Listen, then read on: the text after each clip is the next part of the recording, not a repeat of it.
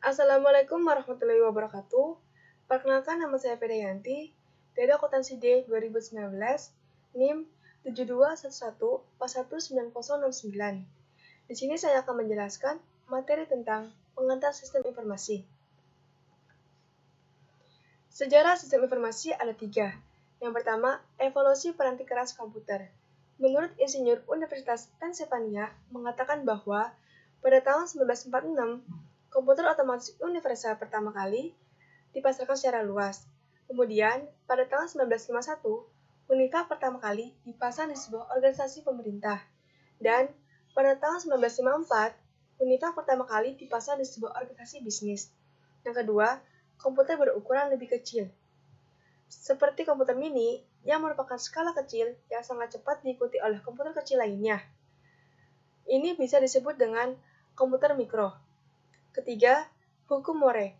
Hukum yang sangat terkenal dalam kalangan industri mikroprosesor yang menjelaskan tingkat pertumbuhan percepatan mikroprosesor. Selanjutnya, pengantar arsitektur komputer.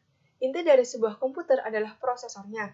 Prosesor yang dikendalikan oleh sistem operasi seperti Windows, XP, mengelola alat input dan output, alat penyimpanan data, dan operasi atas data. Unit pemrosesan sentral mengendalikan seluruh komponen lain. RAM bertindak sebagai tempat kerja, sementara CPU, semakin besar area kerja, maka akan semakin cepat pula CPU menyelesaikan tugas-tugasnya. Selanjutnya, pengantar arsitektur komunikasi. Komunikasi antar komputer yang tidak mempergunakan sistem publik biasanya anak jauh lebih cepat. Standar komunikasi langsung seperti ini mulai dikembangkan setelah standar sistem telepon publik selesai dikembangkan. Kini, komputer dapat berkomunikasi melalui jaringan nirkabel. Jadi, komputer dapat disambungkan melalui telepon dengan kecepatan 56 bit per detiknya. Dan komputer juga bisa disambungkan melalui TV dengan kecepatan 2 juta bit per detiknya. Pada umumnya, jaringan nirkabel memiliki kecepatan 11 juta bit per detiknya. Kemudian, evolusi di bidang aplikasi komputer. Sistem informasi adalah suatu sistem virtual yang memungkinkan manajemen mengendalikan operasi sistem fisik perusahaan. Sistem fisik perusahaan terdiri dari atas sumber-sumber daya yang berwujud, bahan baku, karyawan, mesin, dan uang.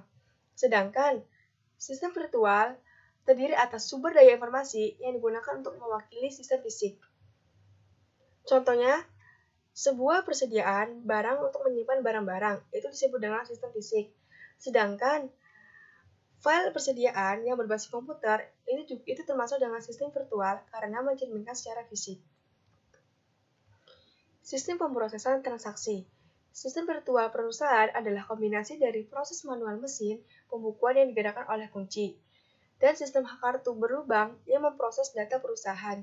Jadi, data terdiri atas fakta dan angka yang biasanya tidak bermanfaat karena volumenya terlalu besar dan fungsinya tidak diolah.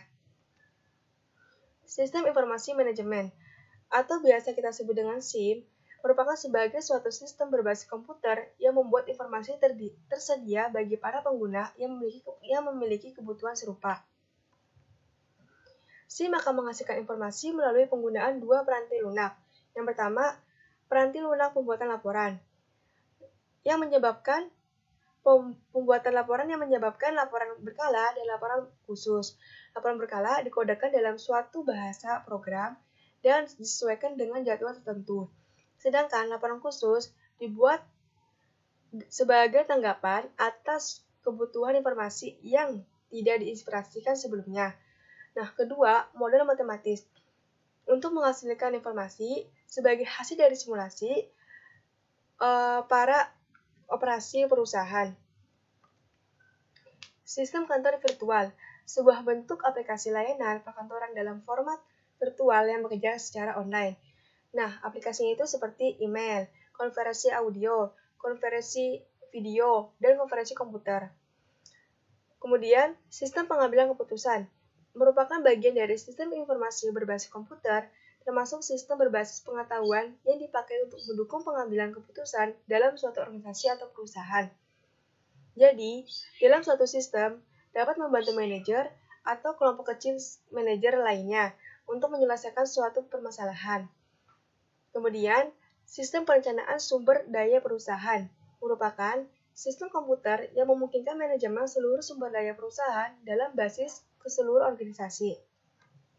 Kemudian, pengguna sistem informasi. Itu adalah pengguna pertama output komputer adalah para karyawan administrasi di bidang akuntansi.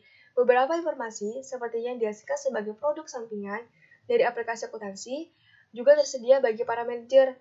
Jadi, setiap perusahaan yang menerapkan konsep SIM, penekanan bergeser dari data ke informasi dan dari karyawan administrasi ke pemecahan masalah. Manajer sebagai pengguna sistem informasi. Karena manajer adalah individu, kebutuhan informasi yang mereka miliki juga sangat beragam. Namun, beberapa kerangka yang bermanfaat telah dikembangkan sehingga memungkinkan kita berfokus pada peranan informasi pemecahan masalah. Sistem informasi bermutu tinggi tidak dapat dikembangkan kecuali profesional sistem organisasi modern.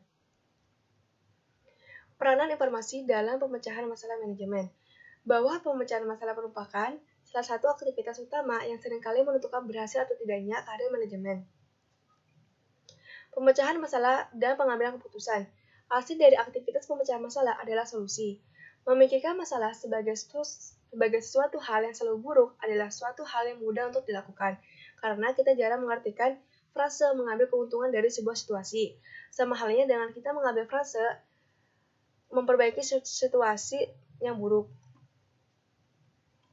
Tahapan-tahapan pemecahan masalah.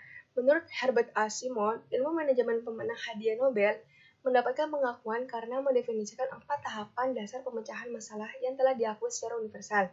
Yang pertama, aktivitas intelijen, merupakan mencari solusi yang membutuhkan solusi dalam lingkungan.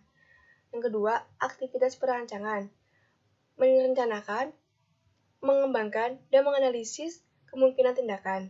Yang ketiga, aktivitas pemilihan, merupakan memilih satu tindakan dalam berbagai tindakan. Yang keempat, aktivitas peninjauan, merupakan menilai pilihan di masa lalu. Masa depan teknologi informasi. Masa depan teknologi informasi akan didorong oleh biaya yang rendah dan meningkatnya kekuatan komputer maupun komunikasi.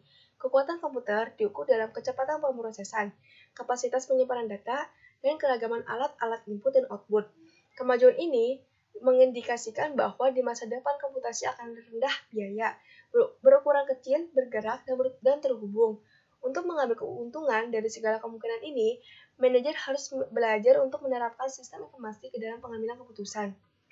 Sekian dari saya. Wassalamualaikum warahmatullahi wabarakatuh.